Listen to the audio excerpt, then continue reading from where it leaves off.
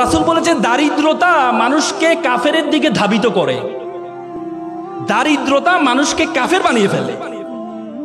সুতরাং আমরা বলি, আমরা সবসময় এমফাসাইজ করি যে গরিব থাকো, গরিব থাকো, টাকা পয়সা এত লাভ কি, দুনিয়া দুনিয়া করা দরকার না, আখিরাত করো না।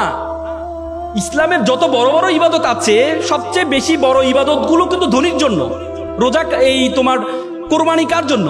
গরিবের জন্য। হজ কার জন্য? গরিবের জন্য। যাকাত কার জন্য? গরিবের জন্য। কার জন্য? ধনীর জন্য। আল্লাহ তাআলা কোরআনে আকিমুস সালাত ওয়া আতুজ যাকাত, যাকাত আদায় করতে বলছে, যাকাত প্রদান করতে বলছে, যাকাত খাইতে বলে নাই।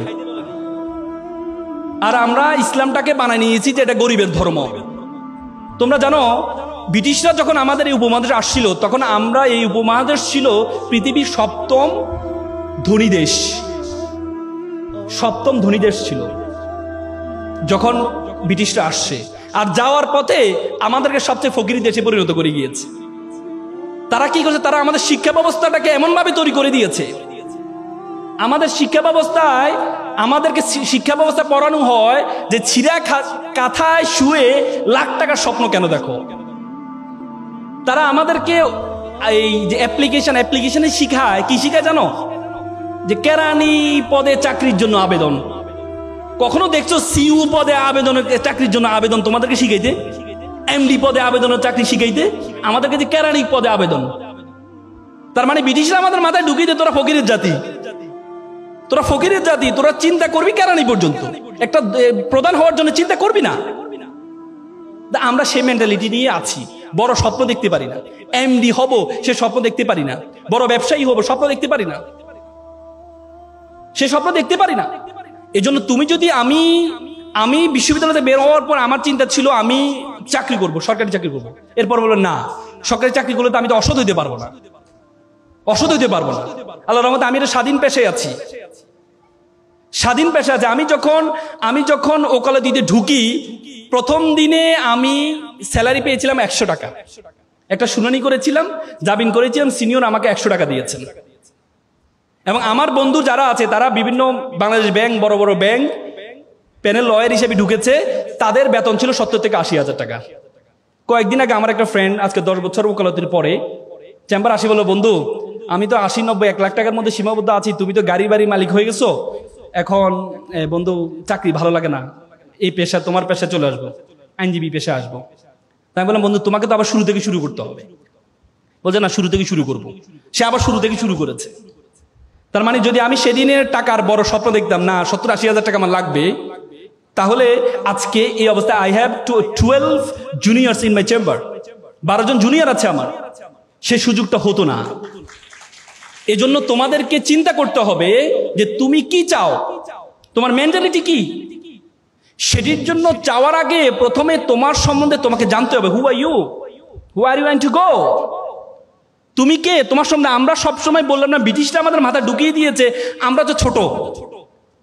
দেখো আগে আরবরা বড় বড় ব্যবসায়ী পরিচালনা হইতো, আর এখন মুসলমানরা একটা কনজিউমার জাতিতে পরিণত হয়েছে, ভোক্তা। ওরা বানায় আর আমরা ভোক্তা, অথচ আমরা হওয়ার কথা ছিল সবচেয়ে বড়। এই জন্য তোমাদেরকে প্রথমে তোমার সম্বন্ধে জানতে হবে, তোমার সম্বন্ধে তুমি কে, তুমি কতটুকু যেতে পারবা, তোমার সম্বন্ধে জানতে হবে। দেখো 2006 সালে বাংলাদেশে একটা অপটিক্যাল ফাইবার স্টেশন করা হয়েছে কক্সবাজারে।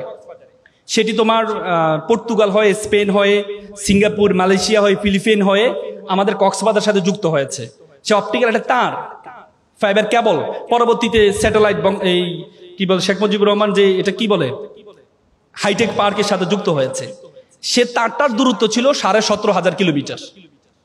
17,500 কিলোমিটার একটা তার দিয়ে পুরো পৃথিবীটা আমাদের হাতের মুঠে চলে আসছে। আজকে আমরা এখানে কি করছি, আমেরিকা বসে দেখতে পাচ্ছে, আমেরিকাতে কি করছে আমরা এখান থেকে বসে দেখতে পাচ্ছি, মাত্র 17,000 কিলোমিটার একটা তার দিয়ে। বিজ্ঞান বলে আমাদের মাথার মধ্যে যে তার আছে, নার্ভ আছে, বলা হয় 2 কোটি নার্ভ আছে আমাদের মাথার মধ্যে। একটাকে যদি একটার সাথে যুক্ত করা হয় 2 লক্ষ কিলোমিটার হবে এটা দূরত্ব। মাত্র 17,000 কিলোমিটার দিয়ে পুরো পৃথিবীটা আমাদের হাতের মুঠে চলে আসছে। 2 লক্ষ কিলোমিটার নার্ভ দিয়ে পুরো বিশ্ব জগৎ তোমার হাতের মুঠের মধ্যে চলে আসবে। এজন্য তোমাকে জানতে হবে তুমি কে, বিশ্ব জগৎ সম্বন্ধে ধারণা আছে। এই বিশ্ব জগতের আয়তন কত বড় বলো তো, পৃথিবীর আয়তন কত? 52 কোটি বর্গ কিলোমিটার। যে পৃথিবী, যে আয়তন, যে পৃথিবীটা, এই পৃথিবীটা আমরা যে সূর্যটা দেখতে পাই, এই 52 কোটি বর্গ কিলোমিটার মধ্যে 7টা মহাদেশ, 7টা মহাসাগর আছে। এই 52 কোটি বর্গ কিলোমিটার পৃথিবীটাকে যদি সূর্যের মধ্যে ঢুকিয়ে দেওয়া হয়, তাহলে 13 লক্ষ পৃথিবী ঢুকিয়ে দেওয়া সম্ভব। কত লক্ষ? 13 লক্ষ। আর সূর্যটা কি? একটা নক্ষত্র। আল্লাহ বলেছে বিলিয়ন বিলিয়ন মিলিয়ন নক্ষত্র আছে। তার মানে এই বিশ্বজগৎ সম্বন্ধে তোমার ধারণা আছে? এই বিশ্বজগতে আল্লাহ তাআলা তোমাকে আমাকে কি বলেছে জানো? আল্লাহ বলছে কুনতুম খায়রা উম্মাত উখরিজাত লিন-নাস তা'মুরুনা বিল মা'রুফ ওয়া তানহাউনা আনিল মুনকার।